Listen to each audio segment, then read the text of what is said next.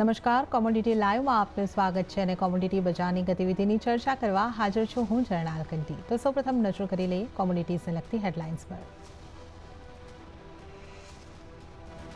ક્રૂડની કિંમતોમાં ફરી તેજી, બ્રેન્ટના ભાવ 2% વધીને $78 પાર પહોંચ્યા। નવા વર્ષની રજા બાદ માર્કેટ ફરી શરૂ થતા અને રેટ સીમાં તણાવ વધતા કિંમતોને મળ્યો સપોર્ટ।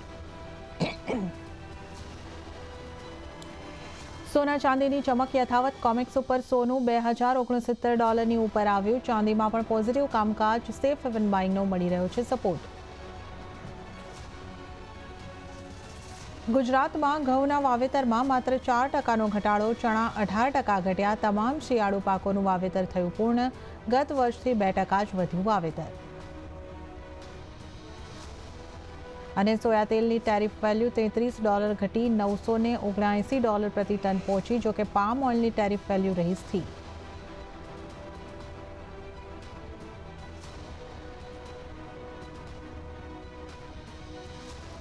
ચર્ચાની શરૂઆત આપણે રૂપિયાના કારોબાર સાથે કરીશું। તો શરૂઆતી કારોબારમાં ડોલર સામે રૂપિયો 4 પૈસા જેટલો નબળો થઈને 83.24 પ્રતિ ડોલરની સામે 83.28 પ્રતિ ડોલર ઉપર ખુલ્યો છે, જોકે ત્યારબાદ રૂપિયાની અંદર 83.31ની આસપાસ એક 9 પૈસાનું જે છે કારોબાર અહીંયા આગળથી થતો દેખાઈ રહ્યો છે। તો આપણે ડોલર ઇન્ડેક્સ ઉપર નજર કરી લઈએ। 101.53 ઉપર આપણે ડોલર ઇન્ડેક્સને જોઈ રહ્યા છે અને ક્રૂડ ઓઇલમાં જે ફરી એક વખત આપણને ઉછાળો આવતો દેખાઈ રહ્યો છે, રૂપિયા ઉપર એનું પણ એક દબાણ બનતું દેખાઈ રહ્યું છે। વધુ ચર્ચા કરવા માટે આપણી સાથે જોડાઈ રહ્યા છે એલકેપી સિક્યુરિટીઝના જતીન ત્રિવેદી। જતીનજી, ગુડ મોર્નિંગ અને સ્વાગત છે આપનું CNBC બજાર પર। જતીનજી, કઈ રીતે તમે રૂપિયાને અહીંયા આગળથી જોઈ રહ્યા છો? ડોલર ઇન્ડેક્સમાં આપણે 101 પોઈન્ટ આપણે જોઈ રહ્યા છે, 101 પોઈન્ટની ઉપર થોડો કામકાજ કરતો દેખાઈ રહ્યો છે। રૂપિયો આજે પણ આપણને એક 3-4 પૈસાની એક રેન્જ બતાવી રહ્યો છે। કઈ રીતે તમે અહીંયા આગળથી આગળ રૂપિયાને જોઈ રહ્યા છો? કઈ રેન્જની અંદર રૂપિયો દેખાઈ શકે છે? ગુડ મોર્નિંગ ઝરના, આપણા CNBC બજારના સભી દર્શકોને અને CNBC બજારની ટીમને નવ વર્ષની ખૂબ ખૂબ શુભકામનાઓ। 2023ના અંદર જેટલા રિટર્ન્સ જનરેટ થયા છે ગોલ્ડ, સિલ્વર ને બાઇંગ કરીને અને ક્રૂડ ઓઇલ અને નેચરલ ગેસને શોર્ટ કરીને, એવું જ હું અપેક્ષા કરું છું કે આગળના 2024ના વર્ષમાં પણ સારા લાભદાયક પ્રોફિટ્સના ટ્રેડ આપણે આપતા રહીએ।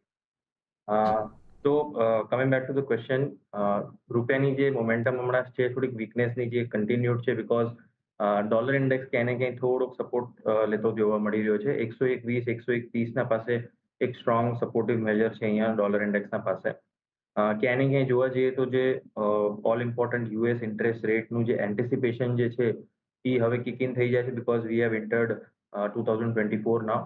તો એક્સપેક્ટેશન એ છે કે બહુ જલ્દી એના અંદર આઉટકમ જોઈએ છે કે જ્યાં ઇન્ટરેસ્ટ રેટ જે છે એ ઘટે અને અશ્યોરિટી સાથે એક સ્ટેટમેન્ટ આવે કે યસ, આવનાર મીટિંગ્સમાં ડેફિનેટલી એના અંદર કાપ આવશે ઇન્ટરેસ્ટ રેટના અંદર।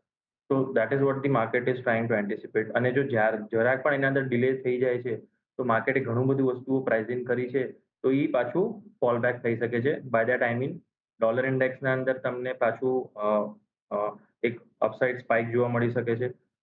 USD INR જે છે એ ઉપર જઈ શકે છે। બાય દેટ આઈ મીન રૂપિયો જે છે એ નબળો થઈ શકે છે। ગોલ્ડ, સિલ્વરના અંદર પ્રોફિટ બુકિંગ આવી શકે છે। બેઝ મેટલ્સના અંદર પ્રોફિટ બુકિંગ આવી શકે છે। So this is just an indication, lead indicator આપણે જે કહી શકીએ છીએ બિફોર કોઈ બી અનાઉન્સમેન્ટ આવે છે એના પહેલાનું, કે ડોલર ઇન્ડેક્સને હવે ટ્રેક કરવું બહુ ઇમ્પોર્ટન્ટ છે જ્યાં સુધી એક અફર્મેટિવ સ્ટ્રોંગ ન્યૂઝ નથી આવી જતી કે ઇન્ટરેસ્ટ રેટ કટ થઈ રહ્યો છે કરીને। તો આ બહુ ઇમ્પોર્ટન્ટ વસ્તુ છે કે ડોલર ઇન્ડેક્સને ટ્રેક કરો। બીજી બધી એસેટ ક્લાસીસ એના સાથે સાથે ઇનલાઇન ચાલશે, કેમ કે ડોલર ઇન્ડેક્સના વિપરીત જ બધી વસ્તુઓ છે હમણાં as of now. Equity markets કહી લો, રૂપિયો કહી લો, બુલિયન્સ માર્કેટ કહી લો કે બેઝ મેટલ માર્કેટ કહી લો, તો ડોલર ઇન્ડેક્સને ટ્રેક કરવું બહુ જ વધારે ઇમ્પોર્ટન્ટ બની ગયું છે। હવે લેવલ સ્પેસિફિકલી ખાલી રૂપિયા ડોલરની જે આપણે મોમેન્ટમ જે છે એની વાત કરી લઈએ તો 83.10, 83.15 જે છે એ બહુ ઇમ્પોર્ટન્ટલી એક રેઝિસ્ટન્સ પોઈન્ટ છે રૂપિયાના માટે, અને 83.40, 83.45 ઓલ ઇમ્પોર્ટન્ટ સપોર્ટ ઝોન છે। આ રેન્જના અંદર આપણે છેલ્લા ઘણા 1-2 મહિનાથી મિનિમમ આપણે જોઈ રહ્યા છે કે આ રેન્જને જ ફોલો કરી રહ્યો છે। તો જ્યાં સુધી ઇન્ટરેસ્ટ રેટ પર કોઈ ડિસિઝન નથી થતું, આઈધર ડિલેડનું કે આઈધર કટનું કન્ફર્મેશનનું, ત્યાં સુધી આ રેન્જને જ પ્લે કરતો જોવા મળશે। બટ ડોલર ઇન્ડેક્સ જે મેં કીધું મોર ઇમ્પોર્ટન્ટલી ટ્રેક કરવું જરૂરી છે। મારા હિસાબથી 101 લેવલ્સ જે છે એ બહુ સ્ટ્રોંગલી સપોર્ટ લઈ રહ્યું છે હમણાં. જો 101 નીચે ટ્રેડ કરવાનું ચાલુ થઈ જાય છે તો પાછું એન્ટિસિપેશન જે છે એ વધી રહ્યું છે એમ સમજીને ચાલવું જોઈએ મેક્રો લેવલ પર કે ઇન્ટરેસ્ટ રેટ કટ થવાના છે. પણ જો 101 લેવલથી બ્રેક થતા અને હાયર સાઈડ પર આપણે ટુવર્ડ્સ 102 પાસે જવા માંડીએ છીએ તો ક્યાંય ને ક્યાંય બધી જ એસેટ ક્લાસીસની અંદર પ્રોફિટ બુકિંગ જે છે એ જોવા મળતું રહેશે અને થોડુંક ધ્યાન રાખીને અહીંયા આગળ ટ્રેડ કરવાની જરૂરત છે. જી જાણ. ઓકે, તો ખાસ ડોલર ઇન્ડેક્સ ઉપર અહીંયા આગળથી ધ્યાન આપવાની આપણને જરૂરી રહેતું દેખાઈ રહ્યું છે. તમામ કોમોડિટીઝ ઉપર આની મોટી અસર આપણને દેખાઈ શકે છે. તો ડોલર ઇન્ડેક્સ 101નો સપોર્ટ લઈ રહ્યો છે. આ સપોર્ટ બની રહ્યો છે યથાવત કે નહીં એના ઉપર આપણે ખાસ નજર રાખવાની રહેશે. અને જ્યાં સુધી રૂપિયાની આપણે યુએસડી INRની વાત કરીએ તો આપણે એક નાની રેન્જની અંદર જ જોઈ રહ્યા છે. 83.10 83.15થી લઈને 83.40-45ની રેન્જમાં આપણે યુએસડી INRને જોઈ રહ્યા છે. તો આપણે અહીં આગળથી કરન્સીની વાત કરી છે. સોનાની ચર્ચા તરફ આપણે આગળ વધીએ તો વેસ્ટ એશિયામાં ભૌગોલિક તણાવ વધતા સોનાને સેફ હેવન બાઇંગનો સપોર્ટ મળી રહ્યો છે. જ્યાં કોમેક્સ ઉપર ભાવ $2069 ઉપર પહોંચતા આપણને દેખાયા $2071 સુધી કારોબાર આપણે પહોંચતો જોઈ રહ્યા છે. સ્થાનિક બજારની વાત કરીએ 63,465ના સ્તરની આસપાસ કારોબાર સોનાની અંદર આવતો દેખાઈ રહ્યો છે. એટલે 5% જેવી મજબૂતી સ્થાનિક બજારમાં, કોમેક્સ ઉપર 0.5% આસપાસની મજબૂતી થતી દેખાઈ રહી છે. ઉલ્લેખનીય છે કે આ વર્ષે પણ ઇઝરાયલ અને હમાસ વચ્ચે તણાવની સ્થિતિ જોવા મળે તો બજારની નજર આજે આવનાર યુએસના મેન્યુફેક્ચરિંગ PMIના આંકડાઓ અને શુક્રવારે જાહેર થનાર યુએસના નોન ફાર્મ પેરોલના ડેટા ઉપર પણ બનેલી છે.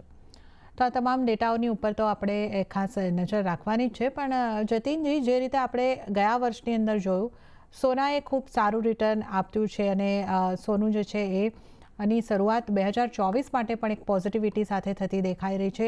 કઈ રીતે તમે જોઈ રહ્યા છો સોનું નિયર ટર્મની અંદર પણ મજબૂત થશે, વધુ મજબૂત થશે? અને જો આપણે વર્ષ 2024ની વાત કરીએ, એક યરનો પણ જો વ્યૂ લઈએ તો કઈ રીતે તમારો આઉટલુક બની રહ્યો છે ગોલ્ડ ઉપર?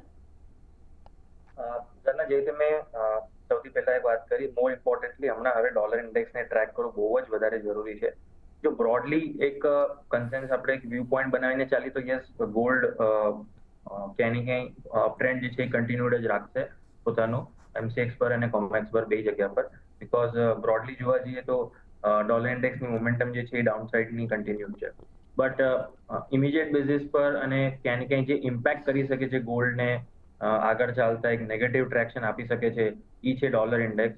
અને mainly the reason will be કે ઇન્ટરેસ્ટ રેટ પર અગર જો ડિલેડ થયું કોઈ બી વસ્તુનું અપડેટ આવવામાં કે ઇન્ટરેસ્ટ રેટ કટ થશે કે નહીં, એમાં પર અગર ક્યાંય બી ફેડરલ રિઝર્વના તરફથી હિન્ટ્સ આવ્યા કે હજી થોડુંક ડેટાને થોડુંક અમને વેટ કરવું છે કે ડેટા થોડોક હજી ફેવરેબલ આવી જાય કે અનસર્ટનિટી જેવી કંઈ સ્ટેટમેન્ટ આવી જાય તો ડેફિનેટલી પ્રોફિટ બુકિંગ જે છે એ તરત જોવા મળશે ગોલ્ડના અંદર.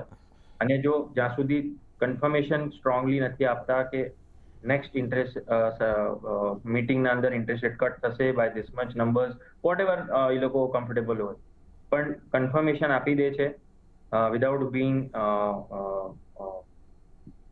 અનક્લિયર about it, without being unclear, એક ક્લિયર સ્ટેટમેન્ટ આપી દેશે તો ડેફિનેટલી ગોલ્ડના માટે બહુ મોટું પોઝિટિવ ટ્રિગર રહેશે અને ડોલર ઇન્ડેક્સ 100ના લેવલ પણ તોડતા જોવા મળશે.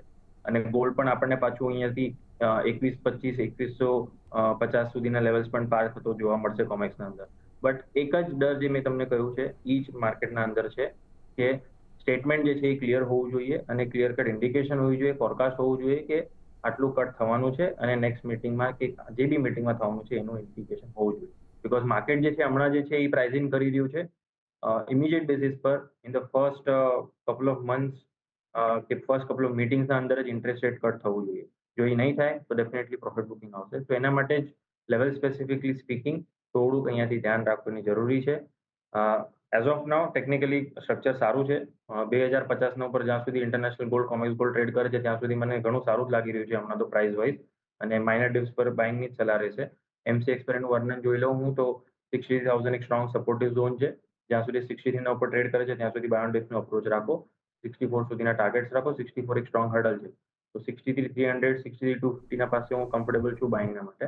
એ મારો વ્યૂ પોઈન્ટ રહેશે હમણાં એઝ ઓફ. જી જાણ. ઓકે, તો સોના માટે જે સૌથી મહત્વનું પરિબળ આગામી સમયની અંદર બની રહ્યું છે કે ઇન્ટરેસ્ટ રેટ કટ ક્યારે થાય છે, તો ખાસ ધ્યાન સોનાને માટે એ રાખવાનું છે કે ઇન્ટરેસ્ટ રેટ કટના જે નિર્દેશો છે સ્પષ્ટ મળે છે કે નહીં, એના ઉપર ખાસ ધ્યાન બનેલું રહેશે.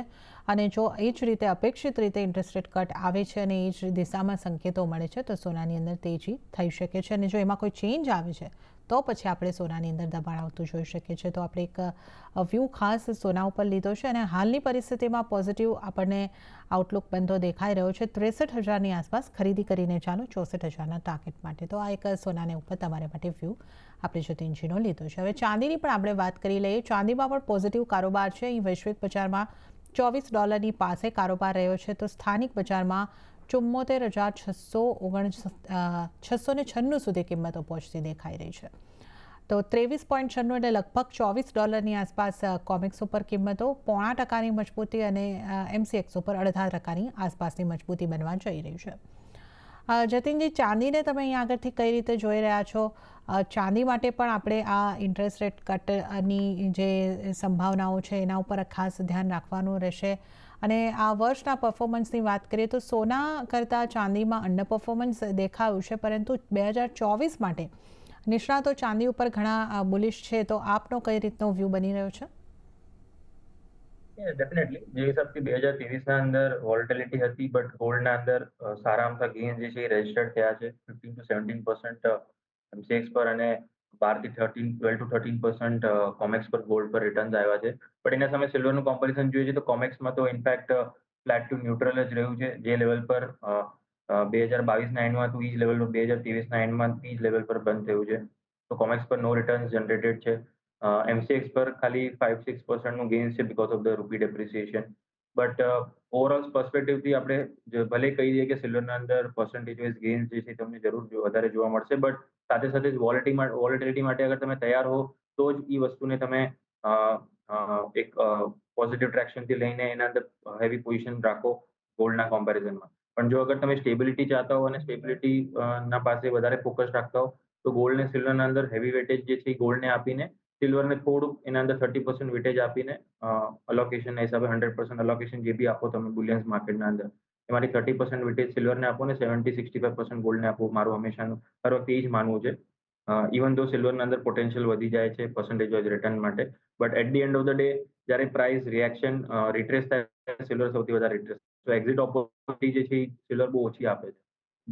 એટલે જ હું કહીશ કે સિલ્વરના અંદર બહુ વધારે વેટેજ પણ ના આપવું જોઈએ. પરફોર્મન્સ વાઇઝ અને level specifically speaking rightly pointed dollar ઇન્ડેક્સનું બહુ વધારે મહત્વ રહેશે, બટ સાથે સાથે ચાઇનીઝ ઇકોનોમિક ડેટા જે છે કેવું શેપઅપ થાય છે એના પર સિલ્વર પર ઇફેક્ટ રહેશે બીકોઝ બેઝ મેટલ કોમ્પ્લેક્સનું એના અંદર વર્ણન આવી જાય છે. અને બેઝ મેટલ માર્કેટ મને લાગે છે for the couple of months થોડુંક અહીંયા સાઇડવેઝ મોમેન્ટમ દેખાડી શકે છે, બટ જેવું ઇન્ટરેસ્ટ રેટ કટ જ્યારે બી આવે છે એના પછી બેઝ મેટલ માર્કેટ બહુ સ્ટ્રોંગલી આઉટ પરફોર્મ કરશે. કોપર ઝિંકના સાથે સિલ્વર પણ તમને એના આઉટ પરફોર્મન્સ કરતો દેખાશે અને સ્ટ્રોંગ રિટર્ન્સ જે છે જનરેટ થશે સિલ્વરના માટે. તો એક સિમ્પલ એડવાઇસ એ રહેશે ઘરના બધા વ્યુઅર્સ માટે કે જો ઇન્ટરેસ્ટ રેટ એન્ટિસિપેશન જે ચાલી રહ્યું છે એના પાછળ ટ્રેડ ના લઈને વેટ કરો કે જ્યારે બી એનું ક્લેરિટી આવી જાય કે હા આ ટાઈમથી ઇન્ટરેસ્ટ રેટ કટ થવાનું છે. એના પછી તમે સ્ટ્રોંગલી હેવી પોઝિશન જરૂર બનાવી શકો છો સિલ્વરના અંદર બીકોઝ એક સ્ટ્રોંગ રેલી તમને જોવા મળશે અને એના અંદર તમે કોઈ બી લેવલ પાર્ટિસિપેટ કરશો તમને સારા અમથા ભાવ મળશે આગળ ચાલતા અને એક્ઝિટ ઓપોર્ચ્યુનિટી પણ મળશે. તો this is what my view point is. Level specifically trading opportunities હમણાં તો મને કોઈ નથી દેખાઈ રહી. થોડું વેઇટ કરવું જોઈએ માર્કેટને થોડુંક અહીંયાથી રિએક્શન આપવા માટે બીકોઝ ડ્યુરિંગ ધ વીક બહુ ઇમ્પોર્ટન્ટ ઇકોનોમિક ડેટાસ પણ છે. નોન ફાર્મ પેરોલના ડેટા, અનએમ્પ્લોયમેન્ટના ડેટા છે during the last leg of the week. તો લેવલ સ્પેસિફિકલી 74,200, 74,300 મને સારું લાગે છે એન્ટ્રી કરવા માટે. સો એક માઇનર ડિપ આવે એના માટે વેટ કરો. 73,500 ઓવરઓલ સ્ટોપ લોસ રાખીને હાયર સાઇડ પર 75,500ના ટાર્ગેટ્સ માટે થઈને બાઇંગની ઓપોર્ચ્યુનિટી રહેશે, બટ બાય ઓન ડિપ. તો હવે આપણે મેટલ્સની વાત કરી લઈએ. તો બેઝ મેટલ્સ તરફથી મિશ્ર સંકેતો મળી રહ્યા છે. એક તરફ ચાઇનાના અર્થતંત્રના મિશ્ર આંકડાઓ અને બીજી બાજુ ઓછા આઉટપુટને કારણે LME પર કોપરની કિંમતોમાં મજબૂતી જોવા મળી છે. ઉલ્લેખનીય છે કે S&P ગ્લોબલ મુજબ ચાઇનાના મેન્યુફેક્ચરિંગ PMI આંકડા નવેમ્બરના 50.7ની સામે ડિસેમ્બરમાં 80.8 પર રહેતા દેખાયા, જે સૂચવે છે કે ચાઇનાના અર્થતંત્રમાં રિકવરી આવી રહી છે. પણ સામે આઉટપુટમાં નરમાશની અસર પણ મેટલ્સની ચાલ ઉપર દેખાય. પરિણામે મેટલ્સ તરફથી મિશ્ર સંકેતો મળતા દેખાઈ રહ્યા છે. જતીન, મેટલને તમે કઈ રીતે જોઈ રહ્યા છો? ચાઇના તરફથી જે ડેટા અહીંયા આગળથી આવી રહ્યા છે એનું આપણે કઈ રીતે વિશ્લેષણ કરવું જોઈએ અને મેટલ્સ પાસેથી આપણે કોઈ રિકવરીની આશા રાખી શકીએ? છેલ્લું એક વર્ષ જે છે બેઝ મેટલ માટે એક બહુ સાઇડવેઝ અને મિક્સ્ડ રિએક્શન વાળું રહ્યું છે, જ્યાં ઝિંકના પ્રાઇસીસે થોડોક નેગેટિવ રિએક્શન્સ આપ્યા છે, નેગેટિવ રિટર્ન્સ આપ્યા છે અને કોપર થોડુંક સ્ટેબિલિટી સાથે રેન્જ બાઉન્ડ રહ્યો છે. એલ્યુમિનિયમ અંદર પણ થોડુંક પ્રોફિટ બુકિંગ રહ્યું છે. બટ મને લાગે છે 2024 જે છે એ બેઝ મેટલ માટે ઘણું સારું રહ્યું છે compared to last couple of years. અને પરફોર્મન્સ વાઇઝ આપણે જોવા જશું તો leaving the first quarter side પહેલો ક્વાર્ટરને અગર થોડુંક સાઈડમાં રાખીને જોઈએ તો નેક્સ્ટ 6 to 8 મંથ્સ જે છે મને બહુ સારા લાગે છે બેઝ મેટલ્સના માટે. ખાસ કરીને જેવી રીતે મેં પહેલા કીધું કે ઇન્ટરેસ્ટ રેટનું જે અપડેટ્સ આવવાનું ચાલુ થશે એના પછી ઇકોનોમિકલી સ્ટ્રેન્થ જે છે એ વધશે, બિકોઝ જેવું ઇન્ટરેસ્ટ રેટ કટ થાય તો મની માર્કેટના અંદર ચેન્જીસ ઘણા આવી જાય છે અને લિક્વિડિટી જે છે એ હજી વધી જશે માર્કેટના અંદર. અને લિક્વિડિટી વધવાથી કારોબાર જે છે એ ઘણો વધતો દેખાશે અને જેટલું ગ્લોબલી કારોબાર વધશે એટલું બેઝ મેટલની ડિમાન્ડ જે છે એ ક્યાંય ને ક્યાંય વધતી દેખાશે. તો ડેફિનેટલી બેઝ મેટલના માર્કેટ માટે એક અપલિફ્ટ જે છે એ ક્યાંય ને ક્યાંય પેન્ડિંગ છે. થોડુંક સાઇડવેઝ અને રેન્જ બાઉન્ડ છે હમણાં માર્કેટ, તો એને પાર્ટિસિપેશન વાઇઝ જોવા જઈએ તો ટેમ્પરરી ટ્રેડ જે છે એ ક્યાંય ને ક્યાંય રેન્જ બાઉન્ડ માઇન્ડસેટના હિસાબે રાખવાના. બહુ વધારે અહીંયા બહુ મોટા ટાર્ગેટ્સના હિસાબે ટ્રેડ ના કરવું એ મારું માનવું છે હમણાં. કોપર અને અગર સ્પેસિફિકલી હું વાત કરી લઉં લેવલ સ્પેસિફિકલી તો 725 હમણાં એક સ્ટ્રોંગ સપોર્ટિવ ઝોન પ્લે કરતો જોવા મળી રહ્યો છે અને 737 એક રેઝિસ્ટન્સ પણ છે. તો એઝ ઓફ નાઉ થોડુંક ટ્રેન્ડ થોડું અહીંયા વીક છે, તો અહીંયા શોર્ટ કરીને ચાલી શકાય છે ટુવર્ડ્સ 726 728ના ટાર્ગેટ્સના માટે થઈને, અને 738ના ઉપર એસએલ રાખીને ચાલો. ઇમિડિયેટ બેસિસ પર આ એક 2 થી 3 દિવસના હિસાબે વ્યૂ પોઈન્ટ છે. અને ઓવરઓલ બ્રોડલી ભલે ટ્રેન્ડ પોઝિટિવ હોય પણ હમણાં જે એગ્રેસિવલી જે ટ્રેડર્સ છે ઇન્ટ્રાડે ટ્રેડિંગ અને સ્વિંગ ટ્રેડિંગ જે કરે છે એમના માટે આ કોલ રહેશે કે શોર્ટ કરીને ચલાય 727 સુધીના ટાર્ગેટ્સ માટે. જી જાણ. ઓકે, તો અત્યારે 2-3 દિવસ માટે જે તમારે કોપર ઉપર શોર્ટ તરફ રહેવાની સલામતી દેખાઈ રહી છે, 727ના ટાર્ગેટ માટે તમે કોપરને શોર્ટ કરીને ચાલો. તો આપણે અહીંયા આગળથી મેટલ્સની વાત કરી છે. ક્રૂડની વાત કરી લઈએ તો ગઈકાલના ઘટાડા બાદ ક્રૂડમાં ફરી એકવાર નીચલા સ્તરેથી રિકવરી આવતા બ્રેન્ટના ભાવ $78 ઉપર પહોંચ્યા. નાયમેક્સ ક્રૂડમાં પણ આશરે 1%થી વધુની તેજી જોવા મળી અને રેડ સી પર તણાવ વધતા કિંમતોને સપોર્ટ મળતો દેખાયો છે. સપ્તાહના અંતે યુએસ નેવીએ રેડ સીમાં એક કન્ટેનર જહાજ ઉપર હુમલો કર્યાના સમાચાર બાદ ક્રૂડમાં વોલેટિલિટી વધી છે. તો બીજી તરફ બજારની નજર આ સપ્તાહે આવનારા ઇન્વેન્ટરીના આંકડાઓની ઉપર પણ બનેલી છે. જતીનજી, ક્રૂડ જે છે ખાસું એવું વોલેટાઇલ અહીંયા આગળથી આપણને દેખાઈ રહ્યું છે, જે પ્રમાણે આ રેડ સીને લગતા ચિંતાઓ જે બનેલી છે અને એના જે પ્રમાણે સમાચારો આવતા જાય છે એ પ્રમાણે વોલેટિલિટી દેખાય છે. તો કઈ રીતે આપણે સ્ટ્રેટેજી બનાવવી જોઈએ, કઈ રીતે આ અનિશ્ચિતતાઓની વચ્ચે ક્રૂડમાં ટ્રેડ લઈ શકાય? જરા થોડું ટ્રિકી રહે છે ક્રૂડના માર્કેટને ટ્રેડ કરવું હમણાં એઝ ઓફ નાઉ, બિકોઝ ક્યાંય ને ક્યાંય ગ્લોબલી જે ન્યૂઝ ફ્લો અને જે ઇમ્પેક્ટ ચાલી રહ્યા છે એના કારણથી ક્રૂડના અંદર વોલેટિલિટી જે છે એ વધતી દેખાઈ રહી છે. અટેક્સ જે છે અગર જો ઇમ્પ્લિમેશન થઈ જાય છે હમાસના તરફથી on the way they wanted, તો ક્યાંય ને ક્યાંય ક્રૂડના માટે થોડુંક સ્પાઇકઅપ મળી જાય છે. બટ જો કાઉન્ટર અટેક કરીને જો એનું અટેક ફેલ થઈ જાય છે, જે રીતે હમણાં આપણે જોયું છે રિસન્ટલી, તો ક્યાંય ને ક્યાંય થોડુંક સપોર્ટ જે છે એ નથી મળતું ક્રૂડને. સો હાઈ વોલેટિલિટીના માર્કેટ્સના અંદર થોડુંક અવોઇડ કરીને ચાલવું જોઈએ ટ્રેડિંગ સ્પેસિફિકલી અગર તમે જોવા જાઓ છો તો, બિકોઝ બે સાઈડના ન્યૂઝ ફ્લો અને બે સાઈડની ટ્રેન્ડ જે છે એ જોવા મળી રહી છે વારંવાર. તો એક ડિસાઇસિવ ટ્રેન્ડ જે છે અહીંયા મને હમણાં પણ નથી લાગી રહ્યું. 74-75 સ્ટ્રોંગ રેઝિસ્ટન્સ છે WTIના માટે અને 80 બ્રેન્ડના માટે. 75 થી લઈને 74 એક સપોર્ટિવ ઝોન છે બ્રેન્ડના માટે અને 69 થી લઈને 68 એક સ્ટ્રોંગ સપોર્ટિવ ઝોન છે WTIના માટે. તો આ રેન્જના અંદર જ પ્લે કરતો જોવા મળી રહ્યો છે. તો મારું આના અંદર ઉલ્લેખ એ રહેશે કે ક્યાંય ને ક્યાંય 79-50 ના આજુબાજુ તમને બ્રેન્ડ જ્યારે મળે છે ત્યારે MCX પર તમે શોર્ટ ટ્રેડ લઈને ચાલી શકો છો, જેવી રેટ હોય ત્યારે એ હિસાબથી. અને 81 નો એક સ્ટોપ લોસ પકડીને ચાલો માઇન્ડના અંદર બ્રેન્ડ ક્રૂડના હિસાબે. અને જ્યારે બી એના અંદર સ્ટોપ લોસ હિટ થાય છે તો એક્ઝિટ પણ કરી લેવું જોઈએ. સ્ટ્રિક્ટલી મારી સલાહ રહેશે સ્ટોપ લોસ ફોલો કરવાની. અને એના સાથે સાથે લોઅર એન્ડ પર ક્યાંય ને ક્યાંય 5900 થી લઈને 5800 એક સ્ટ્રોંગ સપોર્ટિવ ઝોન છે. તો 5900 ના પહેલા અને એના આજુબાજુ પ્રોફિટ પણ બુક કરી લેવાનું છે, બિકોઝ MCX પર તમને ક્યાંય ને ક્યાંય 6150 ના આજુબાજુ સેલિંગનો રેટ બની જાય છે according to the WTI rate. જી જાન. ઓકે, તો ક્રૂડ માટે ઉછાળે વેચવાની રણનીતિ તમે અહીં આગળથી અપનાવી શકો છો, તો આ સલાહ અહીં આગળથી બની રહી છે. નેચરલ ગેસની વાત કરી લઈએ તો શરૂઆતી કારોબારમાં નેચરલ ગેસમાં આશરે 3% તેજી સાથે 222ના સ્તરની આસપાસ કારોબાર જોવા મળ્યો. જતીનજી, નેચરલ ગેસ પર હવે આપની કઈ રીતની સલાહ રહેશે? નેચરલ ગેસના પોઝિટિવિટીનું મોમેન્ટમ જરૂર જોવા મળી રહ્યો છે. આજના દિવસે ગેપ અપ ઓપનિંગ થયું છે. કેસ કરીને ચાલુ હોય તો સ્ટોપ લોસ સ્ટ્રિક્ટલી 218નો રાખીને ચાલવાનો after the major gap up જે આપણે જોયું છે. બીકોઝ ગેપ અપ થયા પછી પણ પ્રાઇસીસ સસ્ટેન થઈ રહ્યા છે. સો ફોલો અપ બાઇંગ જે છે આવી શકે છે. 218ના સ્ટ્રિક્ટ સ્ટોપ લોસ સાથે બાઇંગ પોઝિશન હોલ્ડ કરીને ચાલાય અને ફ્રેશ બાઇંગ પણ કરાય. હાયર સાઇડ પર 228 230ના ટાર્ગેટ્સ માટે. જી જા. ઓકે, તો નેચરલ ગેસ પર પણ આપણે અહીં આગળથી ખાસ ચર્ચા કરી છે. અને જતીનજી, આપનો આભાર. આપ અમારી સાથે જોડાયા અને તમામ નોન એગ્રી કોમોડિટીઝ અંગે અમારી સાથે ચર્ચા કરી. આપનો ખૂબ ખૂબ આભાર. અને આ સાથે આપણે આગળ વધીશું અને એગ્રી કોમોડિટીઝના કારોબાર ઉપર નજર કરી લઈએ તો શરૂઆતી કારોબારમાં ગુવાર પેકમાં દબાણ રહ્યું છે અને સાથે જ મસાલા પેકમાં પણ નાની રેન્જની અંદર કારોબાર જોવા મળ્યો અને સાથે જ કપાસિયા ખોળની અંદર પણ નરમાશ રહ્યું છે, જ્યારે એરંડામાં આજે ફ્લેટ કામકાજ થતું દેખાઈ રહ્યું છે. આપણી સાથે ચર્ચાની અંદર સ્ટેવાન.comના દીપેન શાહ જોડાઈ રહ્યા છે. દીપેનજીનું સ્વાગત. અને એગ્રી કોમોડિટીમાં આજને માટે આપની કઈ રેકમેન્ડેશન રહેશે? જી, ગુડ મોર્નિંગ. એગ્રી કોમોડિટીઝની વાત કરીએ તો એરંડા જે કેસ્ટર જેને કહેવાય છે એમાં થોડુંક ફ્લેટિશ કારોબાર છે. એમાં થોડુંક તમે બાય કરવાની કોશિશ કરી શકો છો, બીકોઝ એ થોડુંક સ્ટેબિલિટી દર્શાવે છે. બાકી બધી જ કોમોડિટીમાં પ્રોફિટ બુકિંગ હમણાં ચાલુ છે. તો જેમ આપણે કાલે બી વાત કરી કે થોડુંક વેટ એન્ડ વોચ કરવાની જરૂર છે. ઓકે, તો એક કેસ્ટર ઉપર તમને ધ્યાન આપવાની સલાહ અહીં આગળથી બનતી દેખાઈ રહી છે. અને આપનો આભાર અમારી સાથે જોડાવા બદલ દીપેનજી, અને આપનો ખૂબ ખૂબ આભાર. આ સાથે જ આપને જણાવી દઈએ કે હાલ સમય થઈ રહ્યો છે આપ સૌની પાસેથી રજા લેવાનો, પરંતુ જતાં હું આપને જણાવી દઉં કે માર્કેટ્સને લગતી તેમજ અન્ય અપડેટ્સ તમે CNBC બજારની વોટ્સઅપ ચેનલ ઉપર જાણી શકો છો, તમારી માતૃભાષા ગુજરાતીમાં. આ માટે સ્ક્રીન પરના QR કોડને તમે સ્કેન કરી શકો છો અને CNBC બજારની વોટ્સઅપ ચેનલને ફોલો કરો.